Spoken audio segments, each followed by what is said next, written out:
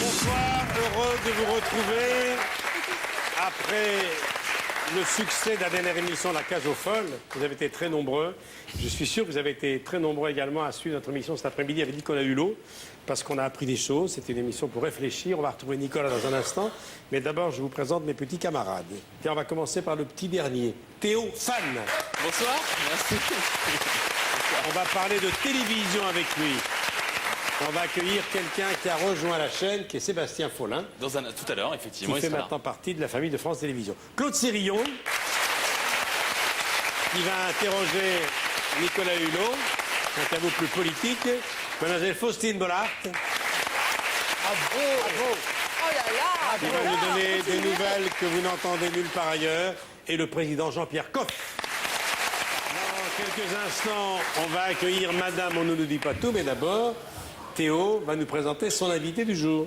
Alors, avant de parler de l'actualité du jour, sachez qu'Apocalypse s'est terminé mardi dernier. Ça a été un carton d'audience, 8 millions de téléspectateurs pour le dernier épisode, 31% de part d'audience. Bref, merci d'avoir été fidèle au rendez-vous.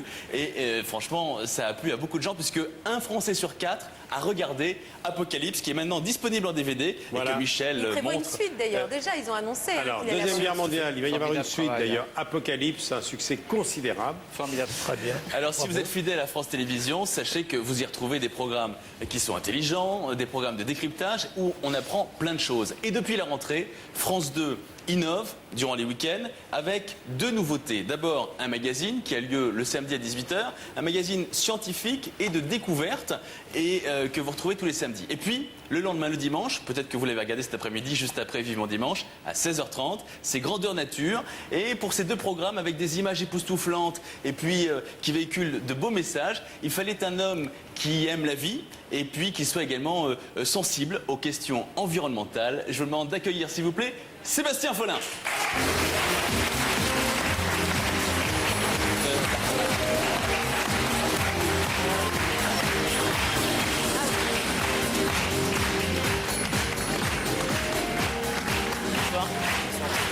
Bonjour Sébastien.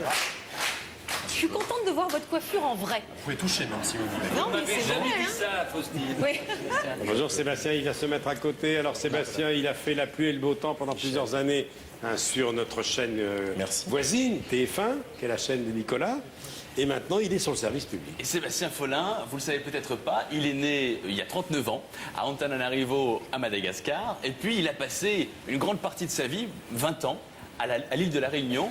Alors moi, je me suis posé la question de savoir quelles sont les clés de vos réussites. On va dire que la clé principale, c'est de tout faire avec passion. Je pense que c'est la meilleure raison pour faire ce métier, parce qu'il y a peu d'élus. Donc moi, j'ai commencé à faire de la radio, j'avais 15 ans. Et ma première émission, j'ai pratiquement rien dit. Et pourtant, dès ce jour-là, j'ai su que ce serait mon métier. Puis les choses se sont faites au fur et à mesure. Et puis j'ai fini par faire de la télé à La Réunion. Et puis je suis venu ici, j'ai suivi ma femme. Et puis voilà, les choses se sont faites de fil en aiguille. Alors parlez-nous justement des deux programmes que vous présentez sur France 2. D'abord, ADN, le magazine scientifique. C'est Accélérateur de neurones, c'est un magazine de découverte scientifique. On prend le parti d'émerveiller et d'intéresser les gens à la science par le spectaculaire. Je vous propose qu'on regarde quelques images d'ADN Accélérateur de neurones pour mieux connaître votre émission, qui est regardée déjà par 930 000 téléspectateurs en moyenne. C'est le samedi à 18h05. Oui, mais 930 000 téléspectateurs en moyenne, ça représente plus de 12 stades de France remplis à ras-bord. C'est énorme. J'avais jamais fait la conversion. Merci Théo, merci. Parcourir le monde de fond en comble, aller de surprise en surprise, s'émerveiller, découvrir et comprendre, c'est le code génétique de notre émission.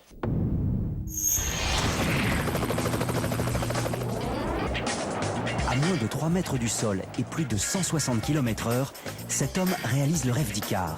Il vole comme un oiseau. Effectivement, ce sont des images époustouflantes qu'on voit tous les samedis à 18h05 sur France 2. Et puis parlez-nous maintenant de Grandeur Nature qu'on retrouve. Grandeur Nature, c'est après Vivement Dimanche, juste après cet après-midi. Presto. On a vu les orang-outans les tout à l'heure. orang-outans tout à l'heure en forêt de Bornéo. Grandeur Nature, c'est la cousine d'ADN. C'est vrai que ADN, c'est la découverte scientifique. C'est la nature qui est vraiment, comme son nom l'indique, au cœur de Grandeur Nature tous les dimanches. Moi, je présente un grand documentaire. Alors, on a commencé avec Yellowstone. La semaine prochaine, on sera dans le Pacifique Sud, l'océan le plus grand du monde, que Nicolas doit connaître parfaitement. Il connaît avec tout par cœur. 99% d'eau, 1% de terre. C'est un très beau documentaire. C'est donc dimanche bien. prochain. Et en arrivant sur France 2, et bien, ce qu'il faut dire également, c'est que vous avez pris part à l'éditorial en désirant également être coproducteur Tout à fait. de vos émissions. Oui. Pourquoi c'était important pour vous? Parce que ça me permet d'avoir une implication plus importante, en particulier dans ADN, qui est un magazine hebdomadaire. Donc j'ai envie de savoir ce dont je vais parler. Et c'est vrai que j'ai la volonté d'être plus qu'un animateur qui lance juste des sujets. J'ai vraiment envie d'être impliqué dedans. Et voilà, c'était une volonté qui a été entendue par France Télévisions. Merci beaucoup.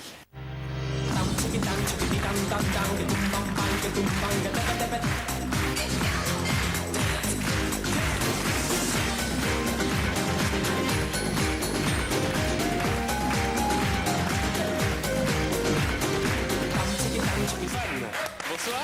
Merci.